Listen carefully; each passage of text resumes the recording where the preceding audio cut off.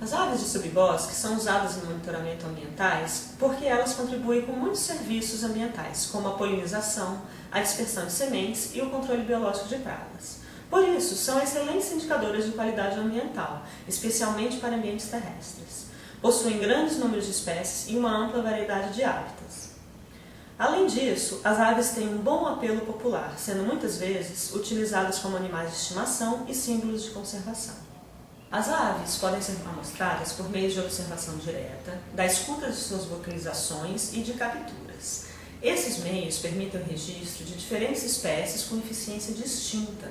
A captura de aves com redes de neblina é um método amplamente utilizado em monitoramentos, porque ela permite a padronização de amostragens e os estudos em longo prazo, que podem ser conduzidos por pessoas diferentes. Assim, os resultados não dependem tanto da pessoa que conduz a amostragem. Além disso, permite o alinhamento das aves, uma técnica de marcação com anéis numerados, que viabiliza o acesso a informações como o tempo de vida dos indivíduos, fidelidade aos seus territórios e rotas migratórias. As grades e módulos rapéus são sistemas de trilhas e parcelas permanentes e padronizadas. As linhas representam trilhas, que normalmente têm 5 km de comprimento e distanciam-se 1 km entre si. E as linhas vermelhas indicam a posição de parcelas uniformemente distribuídas. Esse tipo de arranjo pode ser modificado, por exemplo, dividido em módulos ou transectos, contendo menos parcelas.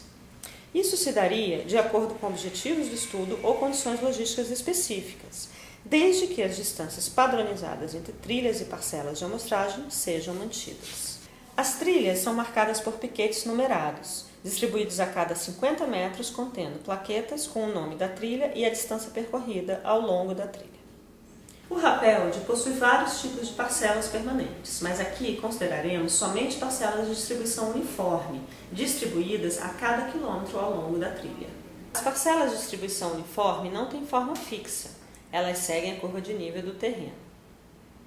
A linha central da parcela é composta por 25 segmentos retos, com 10 metros de comprimento cada um, marcados por piquetes numerados. Todas as medidas de posição na parcela são feitas em relação à linha central, que não devem ser confundidas com aquelas utilizadas para demarcar o corredor de deslocamento ou área de amostragem. Devido ao comportamento migratório de algumas espécies de aves, é recomendado distribuir as amostragens ao longo do ano, para que se possa ter uma boa representatividade das aves do local estudado. Em regiões tropicais, é interessante realizar amostragens nas estações seca e chuvosa, e em regiões subtropicais, ao longo das 4 estações do ano, primavera, verão, outono e inverno. Contudo, o período de amostragem pode variar em função da pergunta do estudo. Quando as amostragens não puderem ser realizadas ao longo do ano, elas devem acontecer na estação seca, em regiões tropicais, por exemplo, a Amazônia, e nas estações da primavera e verão, nas regiões subtropicais, por exemplo, a Mata Atlântica e o Pampa. Porque esses são os períodos do ano em que as aves cantam mais, são mais ativas e conspícuas, apresentando inclusive cores mais chamativas. Antes de iniciar as amostragens em campo, é importante se familiarizar com as aves do local.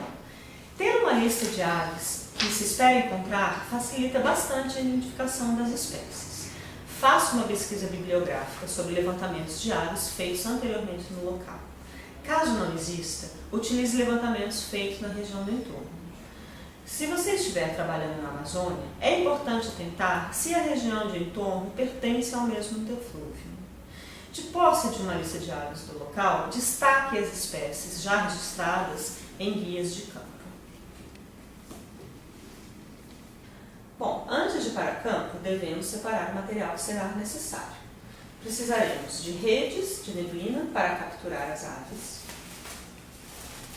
varas, onde as redes serão amarradas, fitilho para fixar as redes e as varas no ambiente, saquinho para condicionar, saquinhos de algodão para condicionar as aves após capturadas, fitas marcadoras para poder registrar a rede que foi caída ou o horário que foi capturada a ave. E também precisaremos de um kit para criar as aves capturadas. Utilizaremos primeiro anilhas para marcar essas aves. Anilhas metálicas e anilhas coloridas. Utilizaremos alicates para manusear, para abrir e para fechar essas anilhas nas aves capturadas. Diversos tipos de alicates. Utilizaremos pesolas para pesar as aves em campo.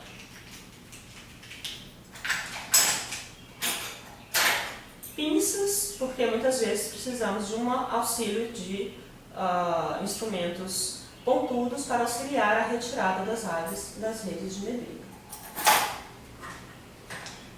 Paquímetro para as medidas morfométricas das aves. Lápis para anotarmos os dados em suas planilhas. E canetas permanentes para eventuais necessidades. Precisaremos de um mapa da região,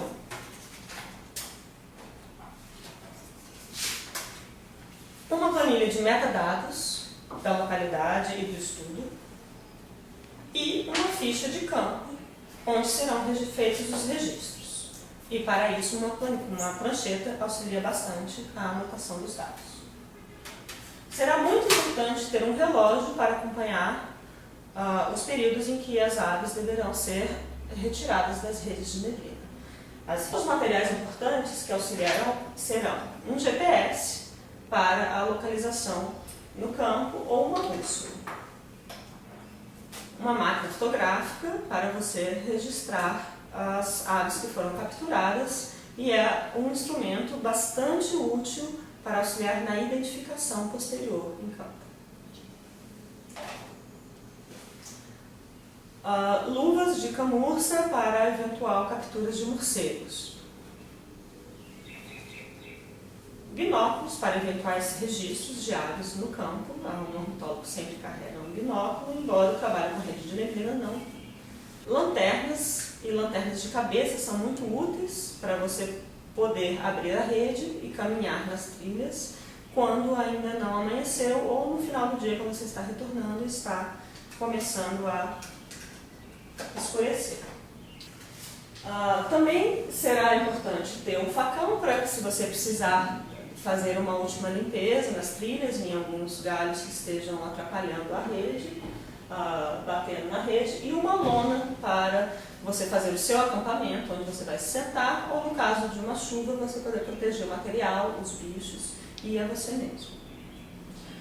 Muito importante que antes de você ir para campo e antes de você começar atividades de anilhamento, que você realize cursos, que você estude e se informe para você obter uma licença de anilhamento junto ao SEMAV, o Sistema Nacional de Anilhamento, que fornecerá uma permissão de anilhamento para você, ou você será um anilhador júnior associado a um cadastro de anilhador sênior que já esteja capacitado. Muito importante é que sempre tenha em campo anilhadores com experiência, anilhadores sêniores. Tá? Então aqui um modelo de lista de autorização de anilhamento.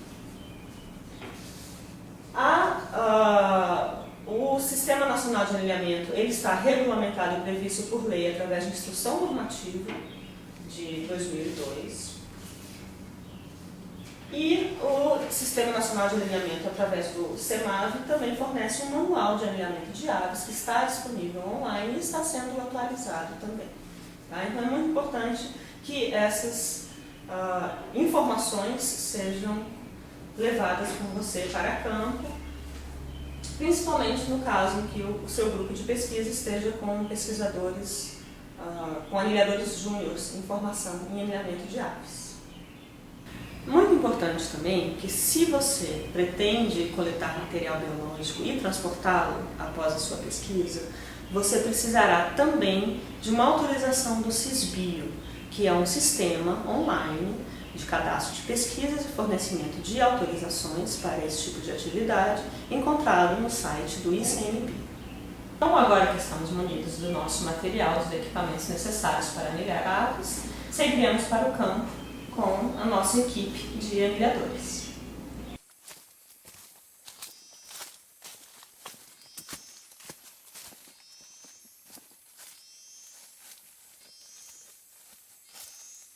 As trilhas dos módulos e grades Rappeld normalmente têm piquetes distribuídos a cada 50 metros ao longo da trilha. As parcelas de distribuição uniforme estão distanciadas normalmente a cada 1 km. O início das parcelas, em geral, começa a 10 metros perpendicularmente à trilha principal. Os segmentos de 10 metros da parcela são demarcados com piquetes. O fitilho corresponde à linha central da parcela. As redes de neblina são instaladas entre a linha central da parcela e o fitilho que demarca o limite do corredor central. O deslocamento ao longo da parcela deve ser feito dentro do corredor central. É importante lembrar que existem faixas de amostragens de organismos sensíveis que estão localizados normalmente do lado esquerdo da linha central da parcela. Se você precisar se deslocar fora do corredor central, sempre utilize o lado oposto à faixa de amostragem dos organismos sensíveis. Existem diversos modelos de rede de neblina. No sistema Rappeld, nós recomendamos o uso de redes com 10 metros de comprimento, que corresponde ao tamanho dos segmentos da parcela. As redes devem ter 2,5 metros de altura e 32 milímetros de malha. A espessura do fio da rede deve ser maior em áreas florestadas e mais finas em áreas abertas, para dificultar a detecção da rede pelas aves. As redes de neblina devem ter 5 bolsas, orientadas por linhas guias, e as redes devem ser fixadas às linhas guias para evitar que corram com o vento, facilitando a detecção pelas aves. As redes de neblina são distribuídas ao longo dos 250 metros da parcela, intercalando um segmento com rede, um segmento sem rede. A primeira rede deve ser instalada no primeiro segmento, a segunda rede no terceiro segmento e assim sucessivamente, dando ao final dos 250 metros da parcela 13 redes de neblina. As redes de neblina são fixadas com varas de alumínio. As varas devem ser colocadas ao longo do corredor central, ao lado do piquete que demarca os segmentos da parcela. As varas devem ter tiras de borracha a cada 50 centímetros para fixar as alças das redes. Para abrir a rede de neblina, uma pessoa segura as alças de uma das extremidades da rede e vai soltando a rede, enquanto outra pessoa estica a rede até a outra vara.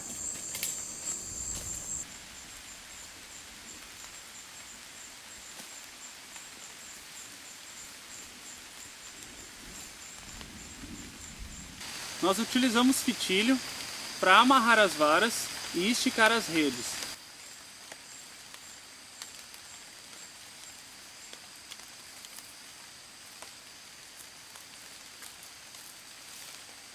A rede é aberta desde o chão até 2,5 metros de altura.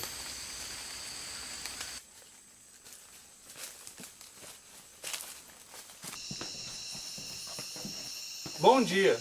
São 4 horas da manhã e nós já estamos indo para campo porque precisamos estar na parcela com as redes abertas ao amanhecer. Normalmente, o melhor período para mostrar aves é do amanhecer até 4 horas depois. Aqui na floresta amazônica, nós amostramos aves das 6 da manhã até o meio-dia.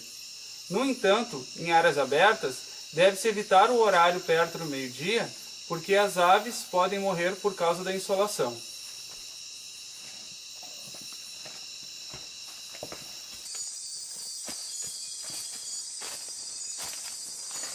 São 5 horas e 40 minutos da manhã e nós vamos abrir a linha de rede porque devemos estar fora da parcela com as redes abertas às 6 horas da manhã.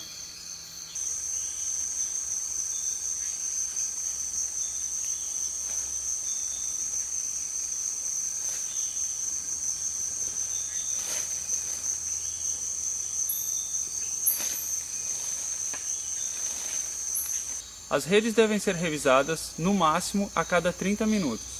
No entanto, em áreas abertas com alta insolação, esse tempo deve ser menor. Trabalhe com as aves capturadas em uma lona fora da parcela.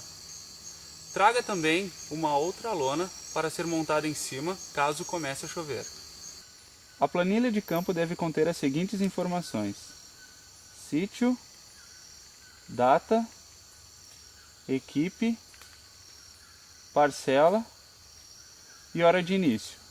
A hora de início corresponde à hora em que você saiu da linha de rede no início da amostragem. Para cada ave capturada você deve anotar a espécie, o código da anilha que será utilizado, o status, que pode ser C para captura, quando a ave é capturada pela primeira vez, RMD, que significa recaptura no mesmo dia, ou seja, no dia em que você está realizando a amostragem, a ave foi capturada novamente. R, que indica a recaptura feita por você ou pela sua equipe, em outra parcela ou em outra data. E ROP, que significa quando você recaptura uma ave anilhada por outra pessoa em outro projeto.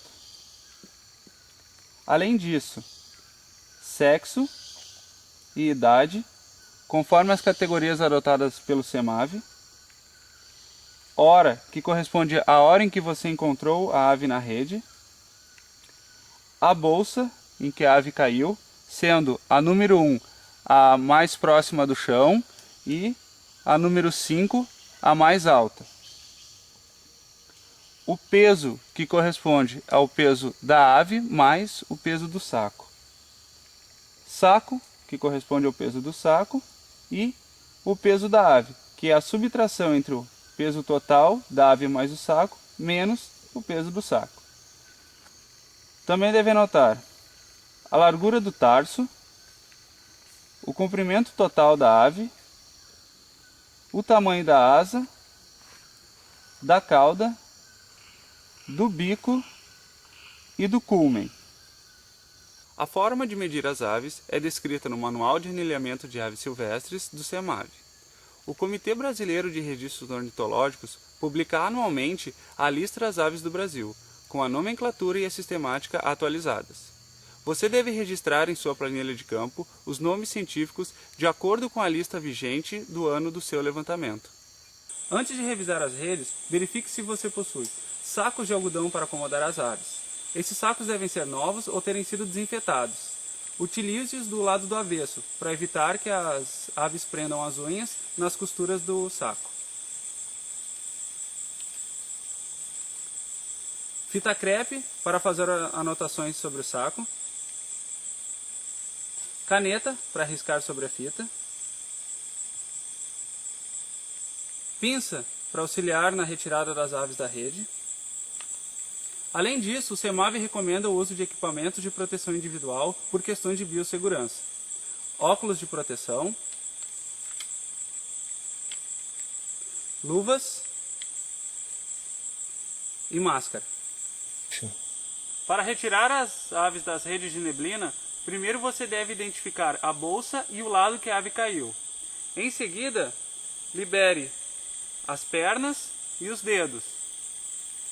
Depois as asas e por fim a cabeça.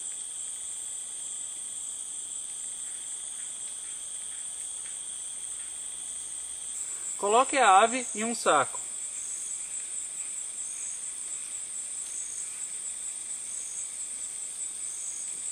Feche a boca para evitar que a ave fuja.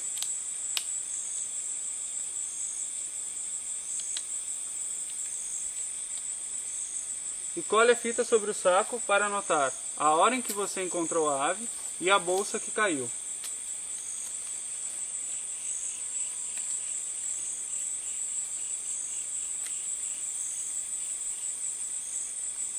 Anote também se for uma espécie sensível, como os beija-flores.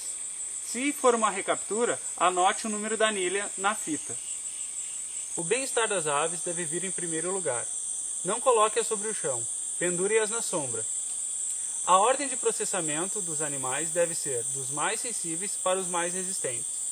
Comece pelos beija-flores, piprídeos, passeriformes com menos de 15 gramas e aves recapturadas. Os demais podem ser processados posteriormente.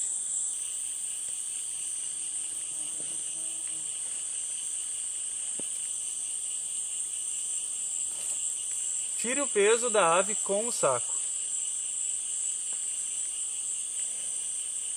40. Retire a ave do saco com cuidado.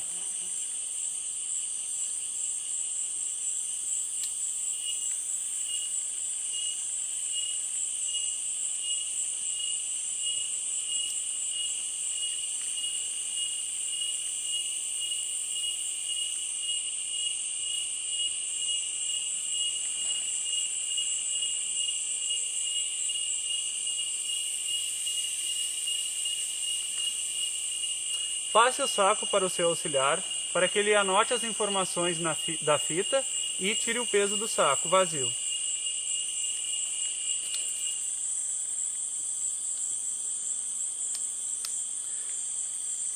Verifique as condições do animal. Se ele estiver muito debilitado, solte-o imediatamente. Se estiver pouco debilitado, talvez você possa anilhá-lo após a identificação. Se o animal estiver em boas condições como este, você pode anilhá-lo e tirar as medidas. Segure a ave colocando o dedo indicador e o dedo médio em volta do pescoço. Com a mão, abrace o corpo da ave. Identifique a ave utilizando um guia de campo. Gymnopithecus rufigula. Só anilhe aves que você tem certeza da identificação. Caso tenha dúvida, faça as medidas e solte a ave sem anilhar. Procure identificar o sexo e a idade.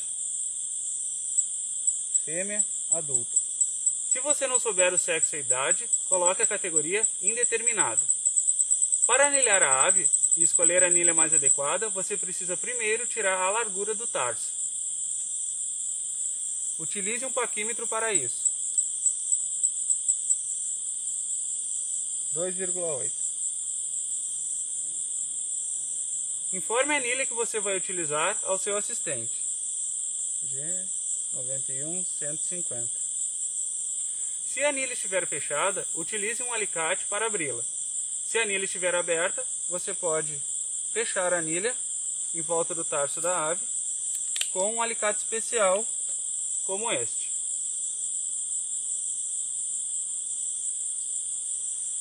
Feito o anilhamento, você pode fazer as outras medidas da ave. Para medir o comprimento total da ave, utilize uma trena ou um paquímetro. Levante o pescoço da ave e meça o tamanho total, desde a ponta do bico até a ponta da cauda, 14 centímetros. Não estique o pescoço da ave para tirar a medida de comprimento. O tamanho da asa é feito da dobra da asa até a ponta da pena mais longa.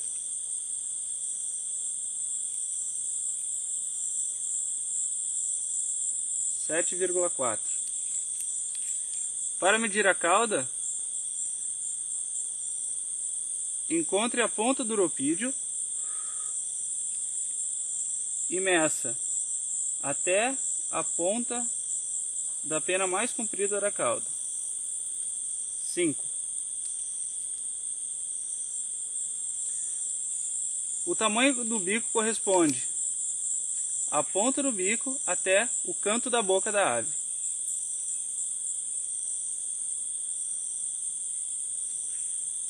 2,2. A medida do culmen corresponde à porção terminal da narina até a ponta do bico.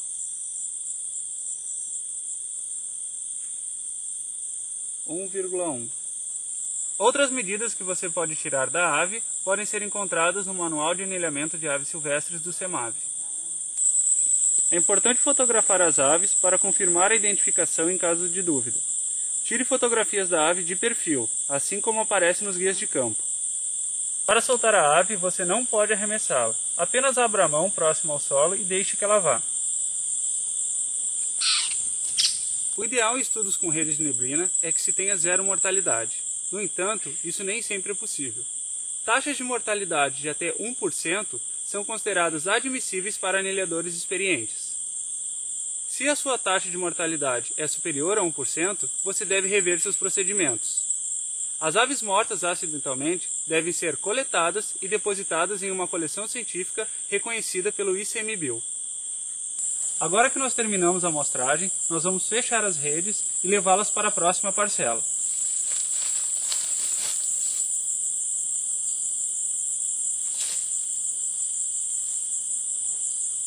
O número de dias que as redes ficam abertas em uma mesma parcela pode variar em função de estudo. Em geral, nós recomendamos que as redes permaneçam abertas em uma mesma parcela apenas um dia. Antes de retornar àquela parcela, você deve amostrar todas as parcelas do módulo ou grade e repetir esse procedimento de 3 a 5 vezes na mesma estação. Esse procedimento maximiza o número de capturas de indivíduos e espécies e permite que análises de ocupação sejam feitas com esses dados. Ao planejar o seu estudo, lembre-se de alocar dias extras para compensar os dias em que você não pode abrir as redes. Essas condições são devido a vento forte, chuva forte ou temperaturas extremas. Se você abrir a rede nesses dias, vai diminuir a taxa de captura e aumentar a mortalidade de aves. Ao concluir o seu estudo, você deve enviar o relatório de anilhamento para o CEMAV pelo Sistema Nacional de Anilhamento. Além disso, você deve depositar seus dados e metadados em um repositório de dados público. Caso contrário, seu estudo terá sido em vão.